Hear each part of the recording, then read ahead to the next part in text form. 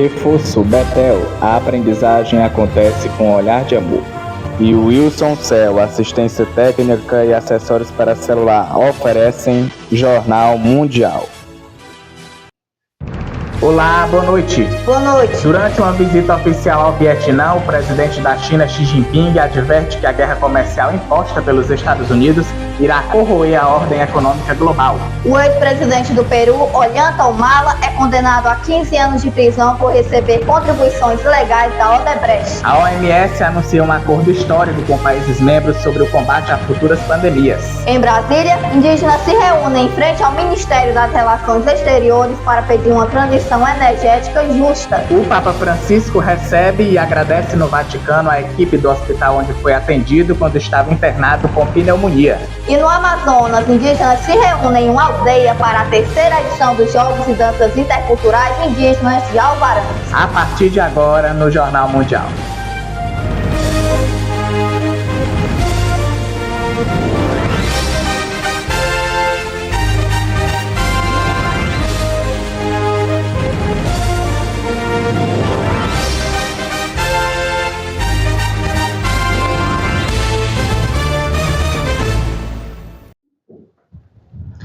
O Papa Francisco recebeu no Vaticano a equipe do hospital onde ficou internado por mais de um mês. Ainda com voz fraca, o pontífice agradeceu aos profissionais que cuidaram dele.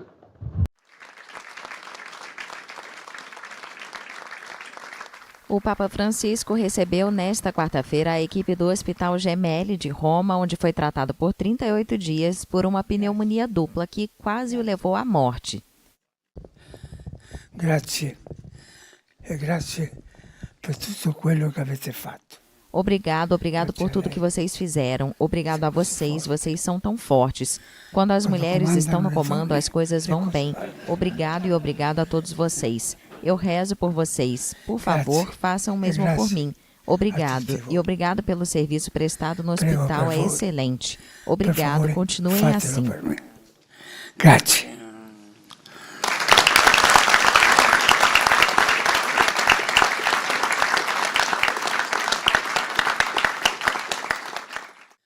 O Papa, de 88 anos, ainda está com a voz fraca e tem dificuldade para respirar, apesar das sessões diárias de reabilitação.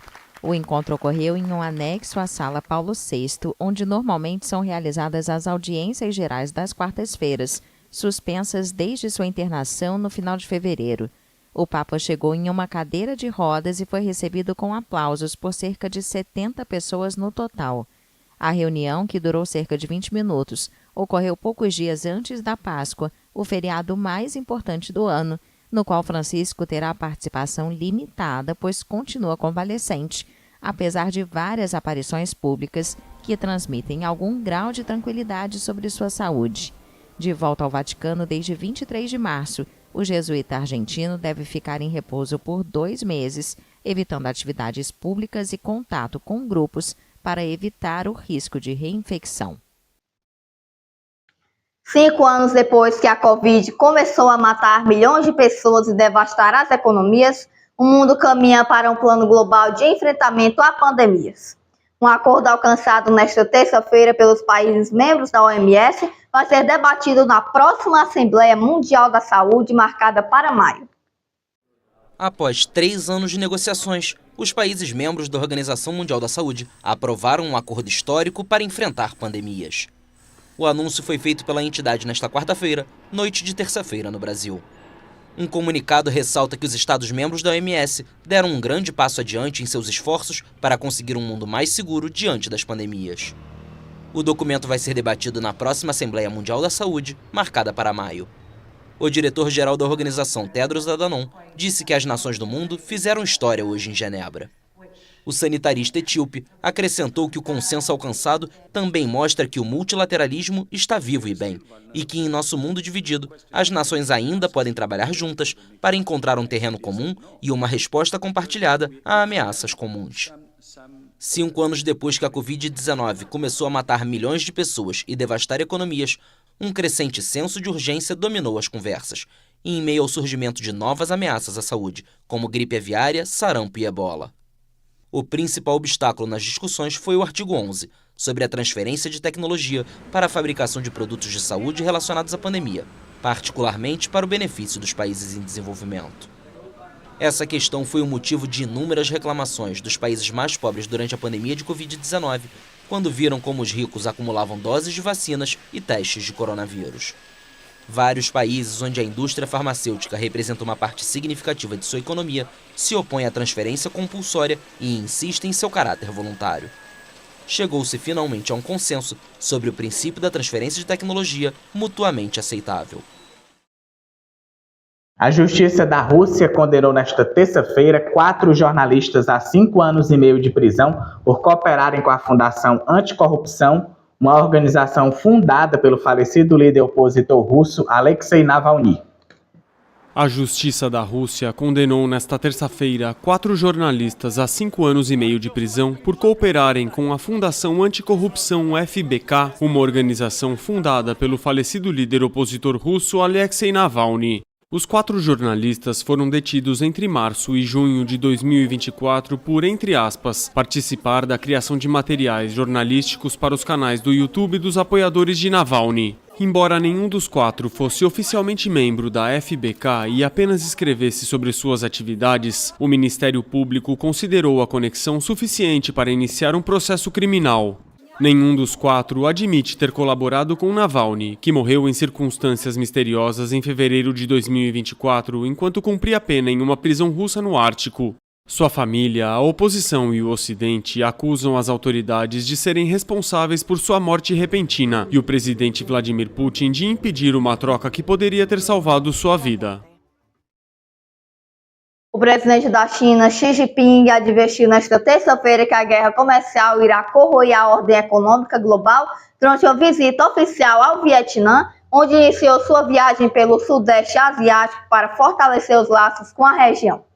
O presidente da China, Xi Jinping, advertiu nesta terça-feira que a guerra comercial irá corroer a ordem econômica global durante uma visita oficial ao Vietnã, onde iniciou sua viagem pelo Sudeste Asiático para fortalecer os laços com a região. Em uma reunião com o presidente vietnamita Luong Quong, Xi disse que as guerras comerciais irão corroer o sistema de comércio internacional, a estabilidade da ordem econômica global e os interesses legítimos de todos os países do mundo, especialmente os países em desenvolvimento. Sem mencionar explicitamente os Estados Unidos, o líder chinês pediu ao Vietnã que se opusesse conjuntamente aos jogos de poder e ao unilateralismo no contexto da guerra comercial desencadeada após as primeiras tarifas anunciadas por Washington. Xi propôs que seu país e o Vietnã, ambos governados por seus respectivos partidos comunistas, respondessem às incertezas externas com cooperação amistosa e fortalezas socialistas. A visita de Xi ao país vizinho, com o qual o gigante asiático também mantém tensões, principalmente relacionadas a disputas territoriais, é carregada de simbolismo e ocorre em um momento em que ambos os lados exploram opções diante dos ataques tarifários do presidente dos Estados Unidos, Donald Trump. Pequim já enfrenta tarifas americanas de 145%, às quais respondeu com taxas de 125%, enquanto o Vietnã negocia reduções das alíquotas de 46% anunciadas e logo depois suspensas temporariamente por Washington. Veja daqui a pouco, o ex-presidente do Peru, Ollanta Humala, é condenado a 15 anos de prisão por lavagem de dinheiro. E no Amazonas, indígenas se reúnem em uma aldeia para um evento de 6 dias com jogos, dança e shows culturais.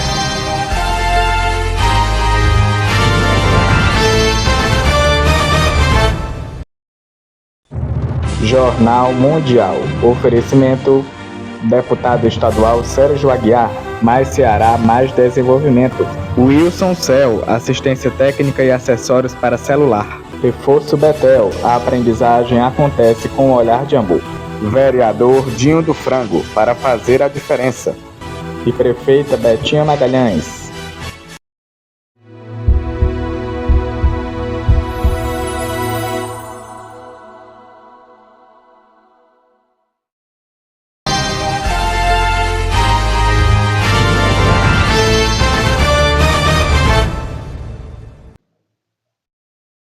Representantes indígenas de Brasil, Canadá, Colômbia, países africanos e outras regiões se reuniram em frente ao Ministério das Relações Exteriores nesta terça-feira em Brasília para pedir uma transição energética justa meses antes da COP30 marcada para Belém em novembro deste ano. Indígenas fizeram um protesto do lado de fora do Ministério das Relações Exteriores nesta terça-feira em Brasília, meses antes da Conferência Climática COP30 da ONU, marcada para novembro em Belém do Pará. Segundo os manifestantes, parte da faixa que eles seguravam, que trazia a frase "Brazil, lead the just energy transition", em português "Brasil, lidere a transição energética justa", foi pintada com cinzas dos recentes incêndios que afetaram a Amazônia. Além dos brasileiros, participaram do ato indígenas de várias partes do mundo, como Canadá, Colômbia e países africanos, por exemplo. A COP, o Fórum das Nações Unidas sobre as Mudanças Climáticas, já acontece há mais tempo do que tenho de vida, e ainda não estamos vendo resultados. Portanto, estamos aqui hoje para exigir uma transição justa e equitativa e para que os povos indígenas estejam na vanguarda dessa transição. Não vamos parar até obtermos as soluções que estamos buscando para nossas comunidades e nossos líderes. Então, hoje nós sofremos os impactos, a poluição, o assassinato de lideranças, a destruição da floresta, dos animais, da biodiversidade. Nós que somos os primeiros impactados e muitas das vezes nós não somos os primeiros a serem ouvidos. Então queremos exigir essas reivindicações nesse momento aqui. Você pode explicar?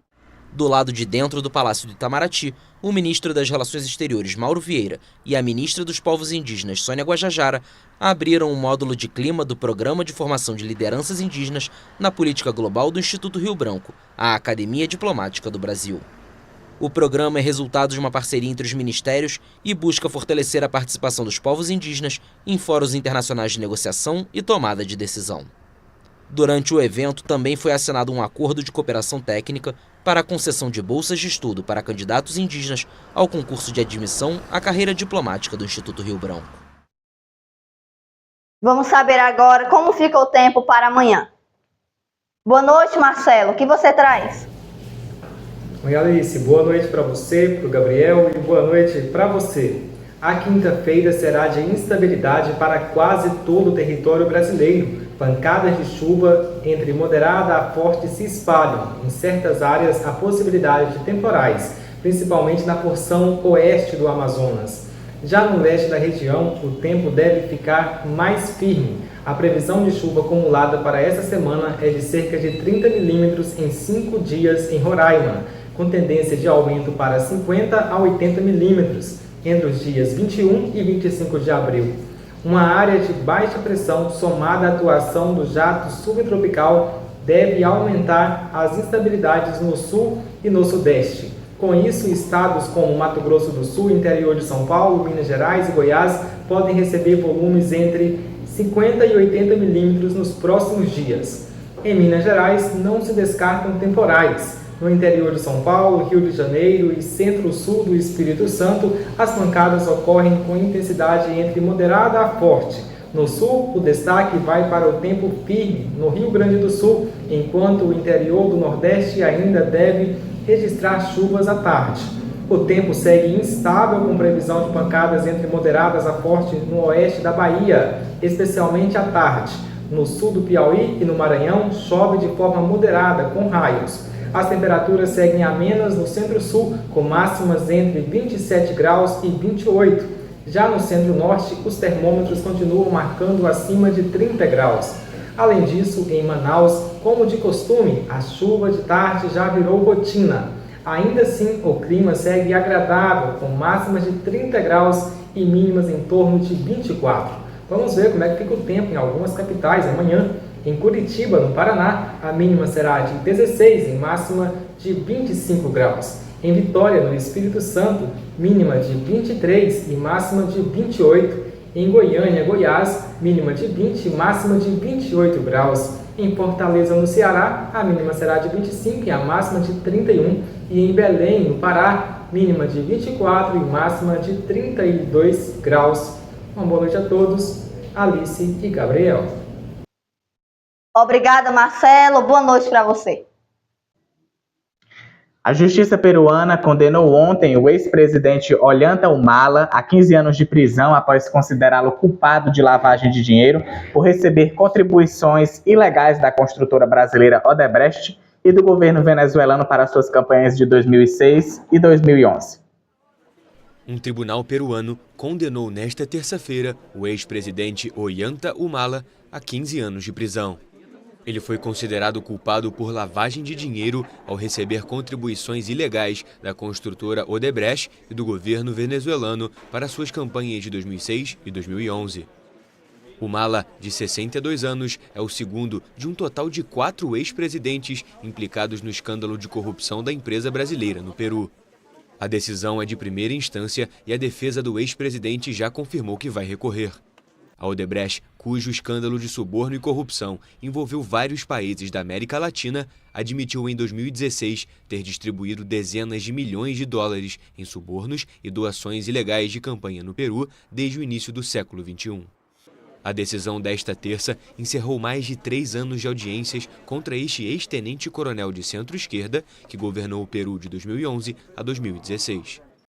Segundo a promotoria, o escândalo também envolveu os ex-presidentes Alan Garcia, que se suicidou em 2019 antes de ser preso, Pedro Pablo Kuczynski e Alejandro Toledo. Toledo foi condenado em 2024 a mais de 20 anos de prisão por receber subornos milionários em troca de obras em seu governo. Mais de 4 mil indígenas se reuniram na aldeia Marajaí, no Amazonas, para a terceira edição dos Jogos e Danças Interculturais Indígenas de Alvarães, que acontecem até sábado sob o tema Protegendo a Mãe Terra. Comunidades indígenas de todo o Brasil se reuniram na aldeia Marajaí, no Amazonas, para celebrar a terceira edição dos Jogos e Danças Interculturais Indígenas de Alvarães. A cerimônia de abertura contou com um revezamento simbólico da tocha, com líderes comunitários passando a chama de mão em mão. Até mesmo uma pira foi acesa, como acontece nos Jogos Olímpicos. O encontro tem como objetivo fortalecer a defesa dos territórios indígenas, resgatar tradições ancestrais e promover a preservação ambiental. Sob o tema Protegendo a Mãe Terra, mais de 4 mil participantes de 16 aldeias fazem parte dos Jogos, iniciados na segunda-feira e que vão até sábado.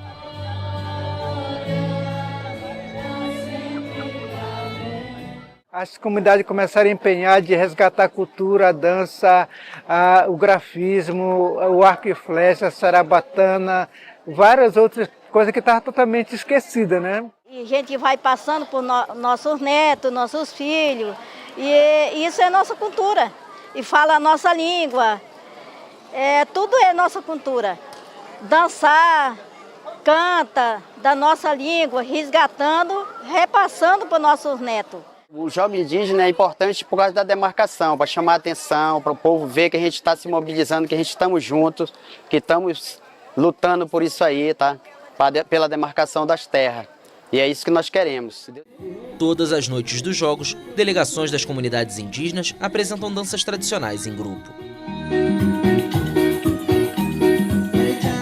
A programação também inclui mais de 13 competições esportivas e uma série de shows culturais liderados por líderes comunitários conhecidos como tuxauas.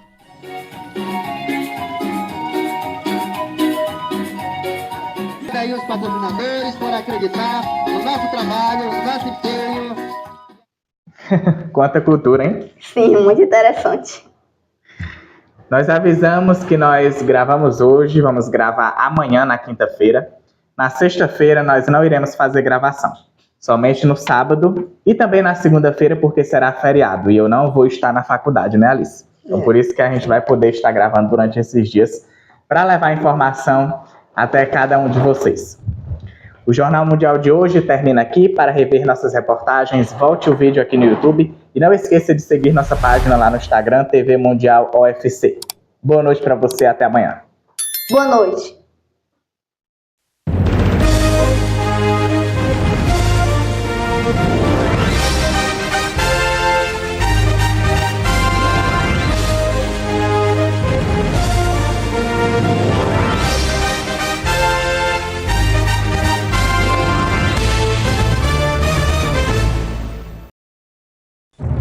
Jornal Mundial. Oferecimento: deputado estadual Sérgio Aguiar, Mais Ceará, mais desenvolvimento.